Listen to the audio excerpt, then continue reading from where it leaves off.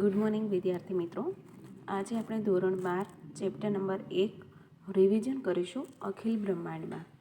એમના કવિ છે નરસિંહ મહેતા. હવે આપણે રિવિઝનની અંદર પોઈન્ટ ટુ પોઈન્ટ નહીં, પરંતુ એનો એક સ્ટોરીના સ્વરૂપમાં આપણે એને જોવાનો પ્રયત્ન કરીશું.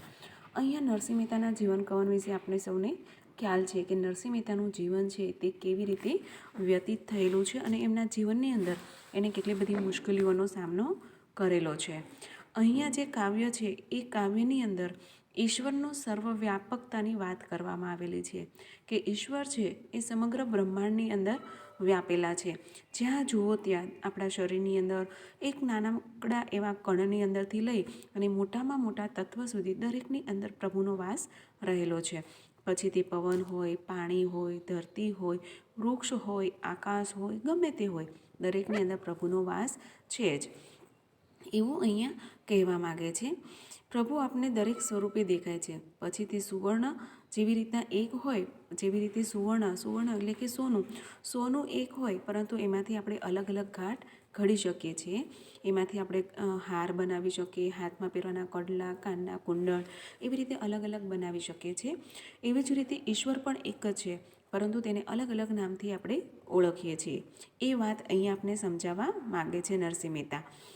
એટલે અહીંયા મનુષ્ય ઉપર કટાક્ષ કર્યો છે કે મનુષ્યએ મોટી એક ગડબડ કરી નાખી છે કે એમણે જ ભગવાનને અલગ બનાવી દીધો છે. હકીકતમાં મનુષ્યએ જે ભગવાન માટે જે વિચાર્યું છે એવું કશું છે નહીં. પ્રભુ તો એક જ છે. પછી તે ગમે તે કેમ ના હોય, દરેક જગ્યાએ પ્રભુ તો એક જ છે. તો અહીંયા એક પ્રભુનું એક જ અસ્તિત્વ હોવાની વાત કરવામાં આવેલી છે. તો આ કાવ્યની અંદર જેવી રીતે વૃક્ષ એક હોય અને એમાંથી વૃક્ષના બીજ હોય, બીજમાંથી વૃક્ષ બને છે અને ફરી પાછું એ બીજમાંથી વૃક્ષ બને અને વૃક્ષમાંથી બીજ બને છે, એમ અહીંયા નરસિંહ મહેતાએ પ્રભુનું ખૂબ સરસ એવું મહત્ત્વ સમજાવેલું છે કે ભગવાન એક છે. આપણે ભગવાનને સમજવા માટે દરેકની માન્યતા અલગ અલગ છે. કોઈ તેને હરિના નામે ઓળખે છે, કોઈ અલ્લાહના નામે ઓળખે છે. તો આવી રીતે આપણે એને અલગ અલગ નામથી ઓળખીએ છીએ, પરંતુ ભગવાન તો એક જ છે. એના માટે આપણે ખૂબ સરસ એક ઉદાહરણ પણ આપ્યું છે સોનાનું, કે સોનાની લગડીમાંથી આપણે મનગમતા ઘાટ ઘડાવી શકીએ છીએ, એમ ઈશ્વરને પણ આપણા મનગમતા નામ આપી શકીએ છીએ. તો અહીંયા આપણે રિવિઝન સ્વરૂપની અંદર માત્ર તેમની માહિતી મેળવવાની છે, એમનો સાર સમજવાનો છે. તો અહીંયા પ્રથમ કાવ્ય જે છે અખિલ બ્રહ્માંડમાં હરિ એક તું, એના વિશેની આપણે ચર્ચા કરી ગયા છીએ. તમે કદાચ એમનો સ્વાધ્યાય પણ લખેલો હશે.